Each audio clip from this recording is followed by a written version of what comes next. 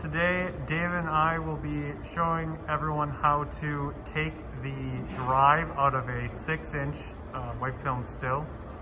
You can also do the same method for removing a drive from a 4-inch stainless wipe film still. First thing you're going to do is just remove the sanitary fitting from the motor. That'll allow the motor to easily be removed. And next, what you'll need to do is loosen all the bolts underneath the drive. And so once these bolts are taken out, you'll be able to remove the drive from the still body. Now that the motor is removed, you can pull and the bolts are removed, you can pull the drive directly out of the body. And this will just come straight up.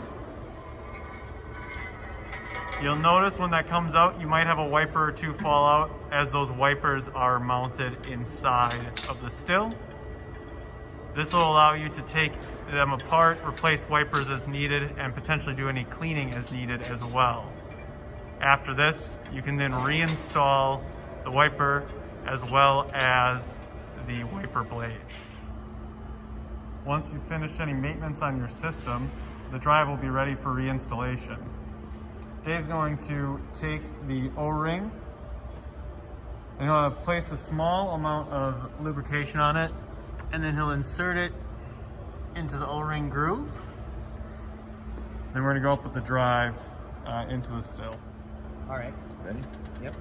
All right, installation of the 6-inch drive is usually going to be done with 2 people. One person will be holding the drive above the still body. The other person will put in the wipers. These Teflon wipers are going to be bi-directional. As long as the grooves are facing outward, you've got them in the right spots. In total, they have a set of 32 wipers for this size.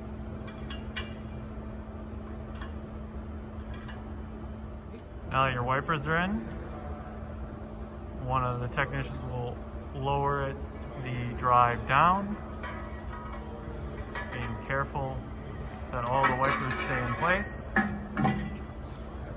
You get the drive mounted onto the body.